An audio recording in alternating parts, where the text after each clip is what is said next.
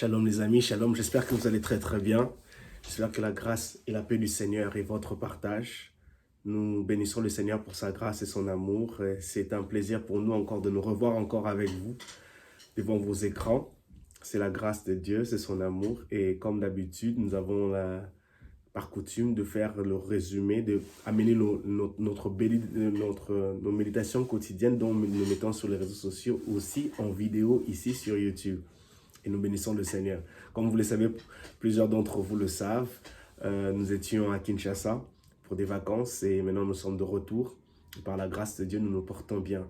Et nous nous excusons puisqu'il y a eu des différentes difficultés qui ne nous ont pas permis de mettre en disponibilité notre méditation de la semaine du 11, à partir de la semaine du 11 décembre, à partir du lundi 11 décembre.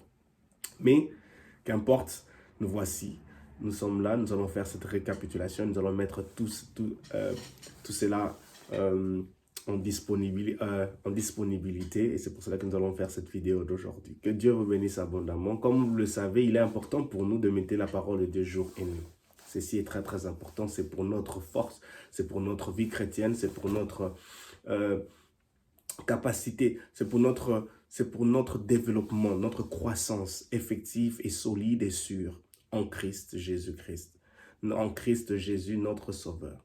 Et ça, c'est très, très important.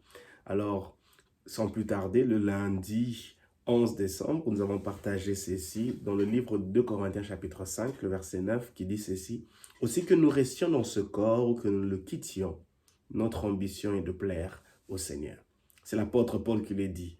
Aussi que nous restions dans ce corps ou que nous le quittions, notre ambition est de plaire au Seigneur. Et par ce texte, nous pouvons voir le désir ultime que l'apôtre Paul est en train de partager à ces personnes, à l'église de Corinthe. Que l'ultime besoin, l'ultime objectif, c'est de plaire au Seigneur dans tout ce que nous faisons. Et nous avons commenté par dire que la vie avec Christ et en Christ est loin d'être meilleure que celle que le monde pourrait nous offrir. Elle est meilleure. Alors nous devons viser à chercher, nous devons viser l'excellence accomplie en cherchant à plaire à Dieu quotidiennement et sans relâche. Ce n'est pas facile d'être parfait, mais en tant que chrétien, nous devons chercher à viser l'excellence de façon quotidienne. Chercher à plaire à Dieu quotidiennement et sans relâche. Dans notre façon de parler, dans notre façon d'agir, dans notre façon de réagir, dans notre façon de prier, dans notre façon d'intercéder, dans notre façon d'évangéliser, dans notre façon d'encourager les personnes qui sont tout autour de nous, dans notre façon de motiver les personnes, dans notre façon de discipliner les choses et mettre le point sur les i. Il est important pour nous de pouvoir viser l'excellence. Viser l'excellence en cherchant à plaire à Dieu dans tout ce que nous faisons. Cherchons à plaire à Dieu. Et si nous voulons chercher à plaire à Dieu de façon quotidienne, nous devons avoir nos yeux fixés sur lui de façon quotidienne. Le livre de Hébreux chapitre 12 nous le dit au partir du verset 2 que nous devons avoir nos yeux fixés sur Jésus-Christ. Si nous avons les yeux fixés sur Jésus-Christ, nous allons quotidiennement, constamment nous rappeler que Jésus est notre modèle. Comme l'apôtre Paul dans le livre de 1 Corinthiens, il le parle. Il est dit clairement que Jésus-Christ est notre modèle. Et nous devons garder nos yeux fixés sur Jésus. Et c'est alors que nous aurons cette motivation, cet ardent désir-là de le plaire constamment parce que nous voulons le ressembler. Puisque nous avons comme Jésus, comme modèle ultime, nous allons chercher à le ressembler, à l'imiter quotidiennement. Et c'est ce que l'apôtre Paul dit, notre ambition est de plaire au Seigneur. Plaire au Seigneur puisque nous voulons le ressembler. Plaire au Seigneur puisque nous l'aimons. Plaire au Seigneur parce que c'est notre modèle ultime. Voilà ce qui était notre méditation du lundi 11 décembre. Et il est important pour nous de faire de cela notre prière, une prière quotidienne. Gloire au Seigneur Jésus. Et ceci est très très important pour nous, puisque nous vivons dans un monde où il est difficile de plus en plus de plaire aux hommes. Plaire aux humains, c'est une tâche énorme, parce que l'humain ne sera jamais satisfait. L'humain ne sera jamais satisfait. Mais Dieu, lui, il s'attend à ce que nous puissions lui plaire. Il s'attend à ce que nous puissions faire de notre mieux à chercher à lui plaire, dans notre marche chrétienne, à reconnaître nos péchés, à reconnaître nos transgressions, à lui demander de nous aider à lui plaire, à le ressembler. Et ça, c'est très, très important pour nous de savoir cela. Et le mardi 12 décembre, nous sommes basés dans le livre de Philémon, chapitre 1, le verset 7, qui dit ceci. « Car j'ai éprouvé une grande joie et un grand encouragement en apprenant comment tu mets ton amour en pratique. Frère, tu as en effet réconforté le cœur de ceux qui font partie du peuple saint. » Merveilleux passage. Comment tu mets ton amour en pratique. Frère, tu as en effet réconforté le cœur de ceux qui font partie du peuple saint. Visons l'excellence dans notre mise en pratique de l'amour de Dieu. C'est très, très important. Nous devons viser l'excellence dans notre mise en pratique de l'amour de Dieu pour ceux-là qui nous entourent. De l'amour de Dieu dans l'environnement professionnel dont nous nous retrouvons, du lundi au vendredi ou du lundi au dimanche. Nous devons chercher à viser l'excellence par-dessus tout. Nous devons chercher à viser l'excellence. Viser l'excellence dans notre mise en pratique de l'amour de Dieu en se trouvant en nous pour les autres. Jésus a dit que nous devons nous aimer les uns les autres. Un commandement très décisif, le plus grand commandement, d'aimer la personne qui se retrouve devant nous. Et nous devons viser l'excellence dans notre mise en pratique de l'amour de Dieu pour ceux qui nous entourent. Pas pour une visibilité quelconque, comme nous l'avons dit. Pas pour une visibilité quelconque, mais pour le réconfort de ceux-là qui en bénéficient. Pas pour montrer que non, j'aime les autres. Pas pour montrer que non, je mets en pratique l'amour de Dieu afin que les gens puissent m'acclamer, afin que je puisse obtenir une notoriété. Non. C'est vrai que quand nous mettons en pratique l'amour de Dieu pour les autres, c'est vrai que les gens nous serons sous les regards de plusieurs. Et plusieurs loueront Dieu pour cela, pour notre attitude. Ça, ce n'est pas mauvais. Mais nous, lorsque nous mettons en pratique l'amour de Dieu pour les autres, ne faisons pas avec l'intention d'avoir des acclamations, de recevoir des éloges des gens. Non, faisons cela pour que Dieu puisse être glorifié. Que Dieu puisse être glorifié, que Dieu puisse être exalté, que son nom soit glorifié. Même dans l'incognito, même dans l'anonymat, même dans l'ombre, que nous puissions le faire sans attendre à ce que nous puissions recevoir des éloges, des remerciements. Et ça, c'est très, très important. Et l'apôtre Paul ajoute dans le livre de Galates, chapitre 6, le verset 9, « Faisons le bien sans nous laisser gagner par le découragement. » C'est vrai que dans la mise en pratique, dans cette lancée de l'excellence, dans la mise en pratique de l'amour de Dieu, il peut arriver que nous soyons découragés par les ondits, par les paroles des gens, par les critiques des gens. Oh non, il fait toujours ça pour que les gens puissent l'acclamer. Il pourra arriver que nous puissions être découragés, nous décourager. Mais l'apôtre Paul nous encourage ici dans le livre de Galates, chapitre 6, le verset 9, en disant « Faisons le bien sans nous laisser gagner par le découragement. » Ne te décourage pas dans la mise en pratique de l'amour de Dieu pour ceux-là qui t'entourent, pour ta famille, pour tes amis, pour les collègues au travail, dans ton environnement, dans ton quartier, dans ton pays. Ne te décourage pas dans la mise en pratique de l'amour de Dieu pour toutes ces personnes-là. Et l'apôtre Paul dit, car si nous ne nous relâchons pas nos efforts, car si nous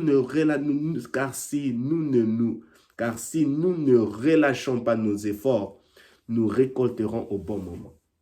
Il y a une récompense lorsque nous faisons du bien. Il y a une récompense lorsque nous décidons de viser l'excellence dans la mise en pratique de l'amour de Dieu pour ceux-là qui nous entourent. Et il est important pour nous de savoir que cette récompense-là, peut-être nous ne pouvons pas l'obtenir au moment immédiat, dans l'immédiat, mais dans les années qui viennent, dans les jours qui viendront, Dieu se souviendra de nous, comme il s'est souvenu de Mardoché. Dieu se souviendra de nous. Dieu se souviendra de nos bonnes actions. Dieu se souviendra de la famille de Jonathan, comme Méphibosheth a obtenu la grâce, la faveur auprès de David, parce que David s'est souvenu de l'amour que Jonathan avait manifesté envers lui.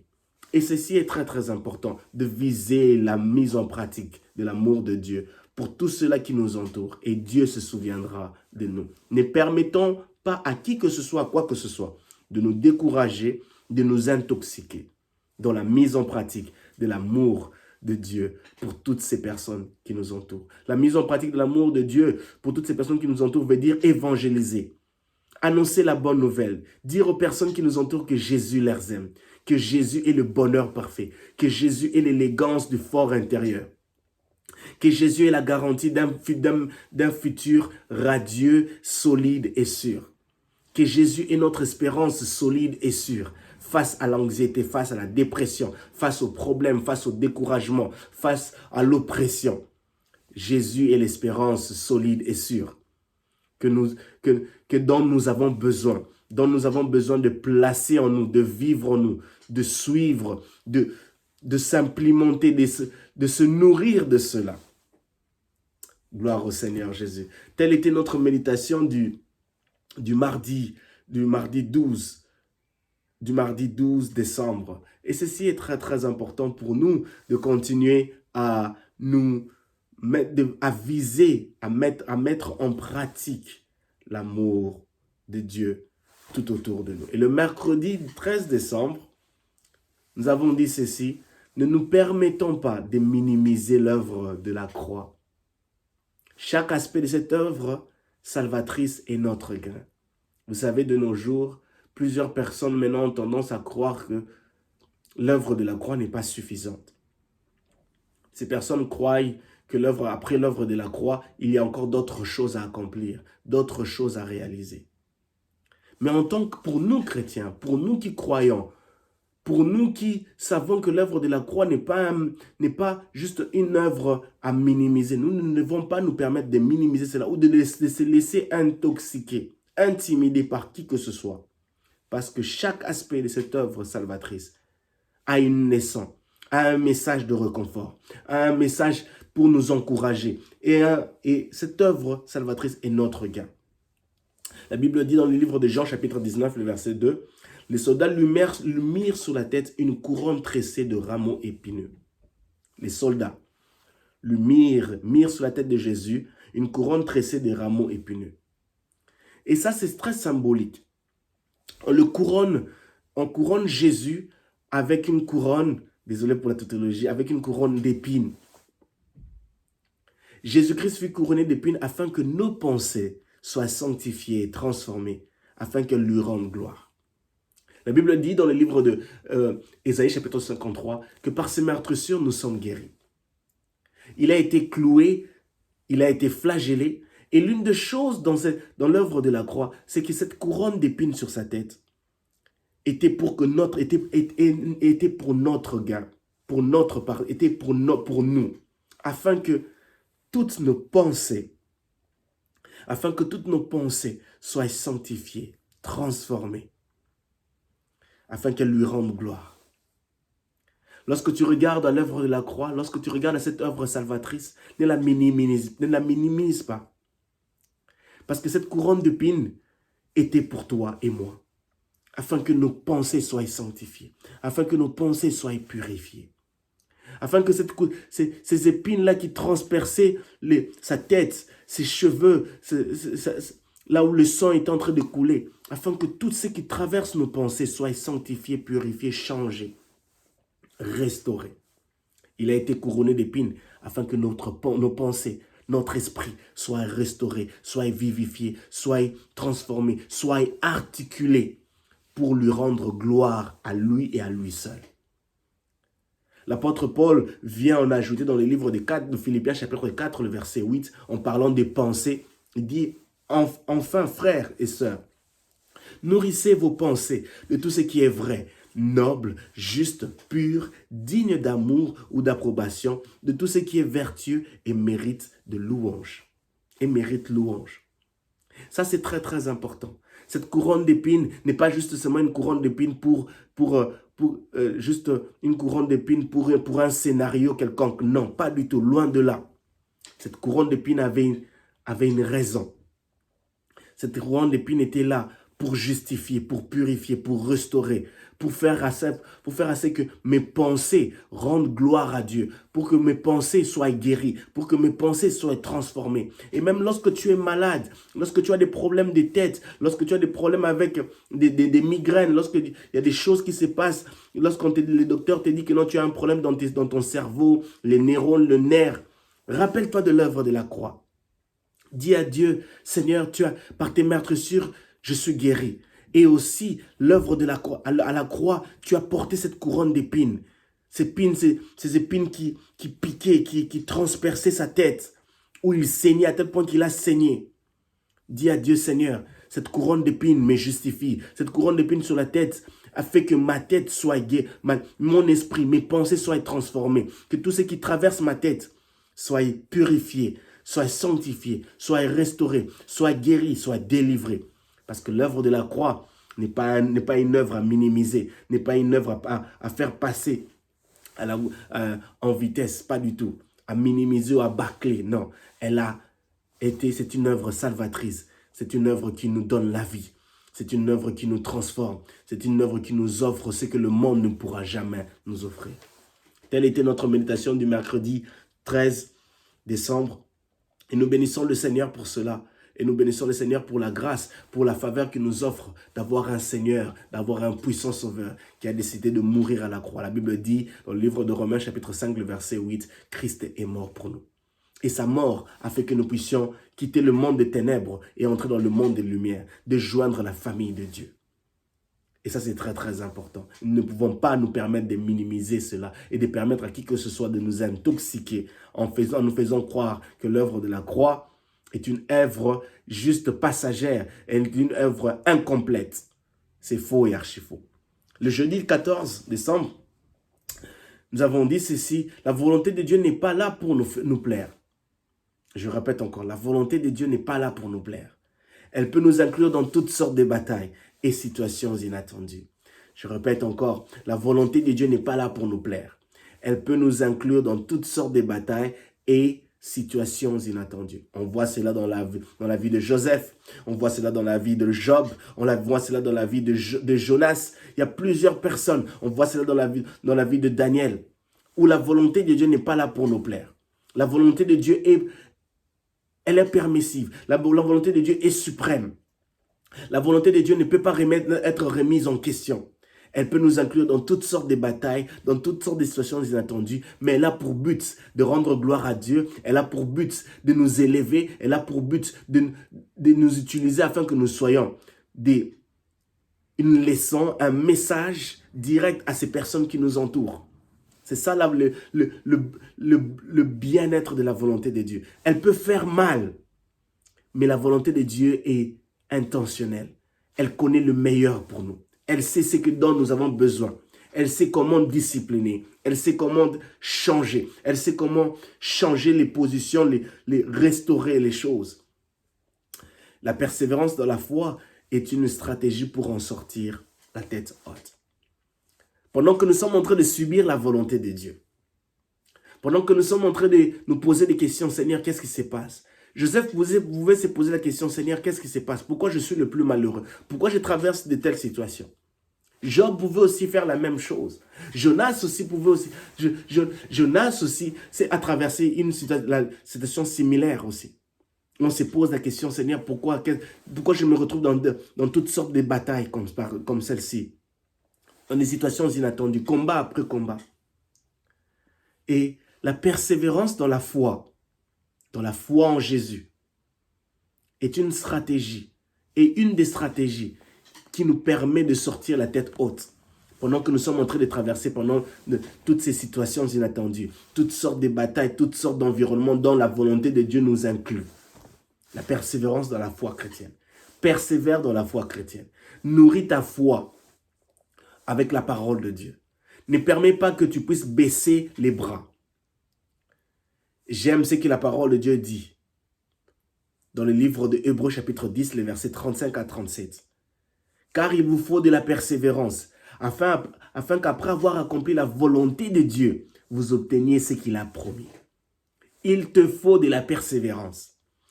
Il te faut de la persévérance afin qu'après avoir accompli la volonté de Dieu, vous puissiez obtenir ce qu'il a promis. La persévérance est une des clés pour pouvoir obtenir ce que Dieu a promis. La persévérance est une des clés qui nous permet de subvenir, de faire face à toutes les difficultés dont la volonté de Dieu nous inclut, à toutes les différentes batailles et situations inattendues dont la volonté de Dieu peut nous inclure, nous placer. Dieu n'est pas mauvais. Laissez-moi vous rappeler ceci, en Dieu, il n'y a pas de méchanceté. Dieu n'est pas mauvais. Il est bon, il est plein d'amour, plein de compassion, un Dieu miséricordieux. Mais sa volonté n'a aucune intention de nous plaire. Elle peut nous inclure dans n'importe quelle situation pour nous changer, pour nous transformer, pour nous bénir, pour nous élever et pour même aussi, pour être un message aussi d'interpellation à plusieurs personnes qui nous entourent. Et ça, c'est très, très important. Alors, je nous encourage de persévérer. C'est ce que nous avons dit le jeudi 14 décembre, persévérant. Continuons de persévérer. Ne nous laissons pas nous décourager. Ne soyons pas abattus. Continuons de persévérer. Et Dieu nous fera énormément du bien. Et Dieu va nous bénir. Et Dieu va se souvenir de nous. Et Dieu va nous élever. Et nous allons saisir et nous allons vivre l'accomplissement de la promesse de Dieu par-dessus tout.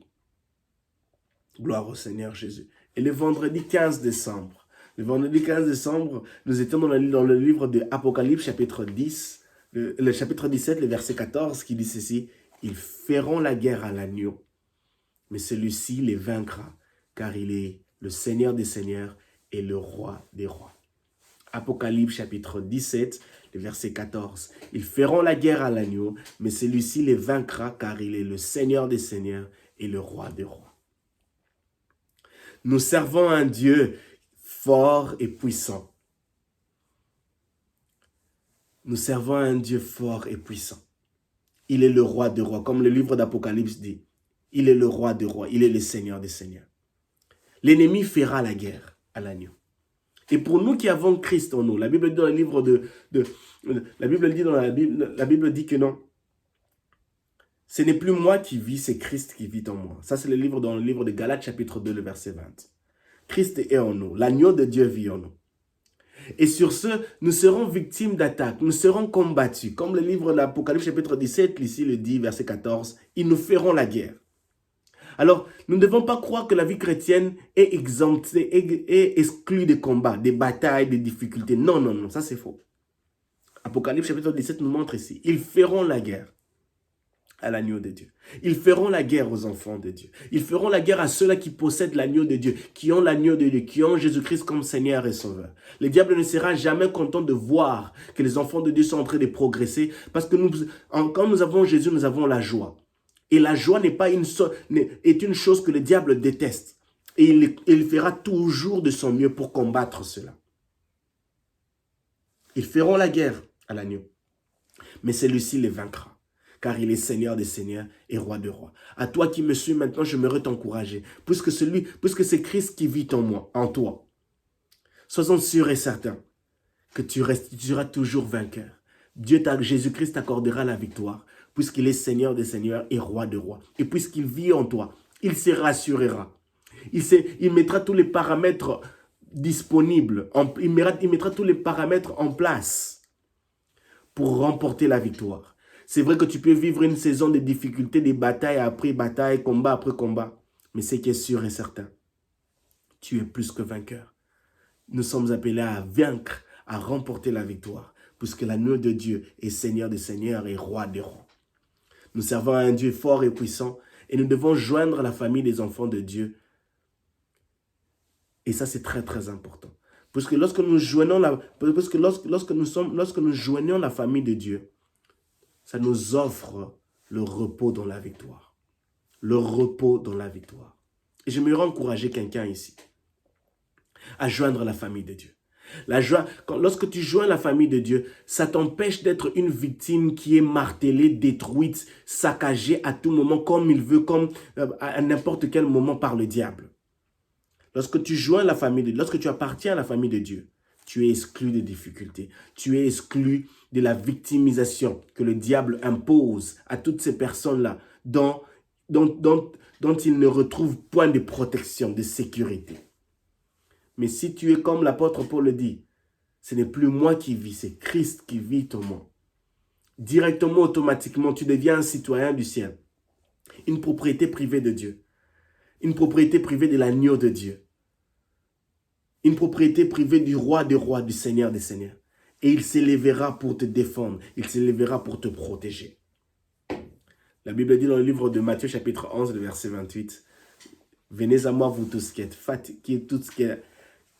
fatigués et chargés, je vous donnerai du repos. » Le repos dans la victoire s'obtient auprès de Jésus-Christ. Le repos dans la victoire s'obtient auprès du Seigneur des seigneurs, du roi de rois, qui est l'agneau de Dieu. On le combattra, mais celui-ci les vaincra. On le combattra, mais l'agneau de Dieu remportera toujours la victoire, parce que le Seigneur des seigneurs est roi de rois. Telle était notre méditation de la semaine du 11 décembre au 15 décembre. Nous bénissons le Seigneur pour cela. Et nous croyons fermement qu'il est important pour nous en tant que chrétiens de méditer la parole de Dieu quotidiennement. De ne pas se permettre de manquer à lire la parole de Dieu. Elle articule notre vie, elle change notre destinée et elle nous fait du bien. Que Dieu vous bénisse abondamment et que la grâce de notre Seigneur Jésus soit votre partage. Au nom de Jésus. Amen.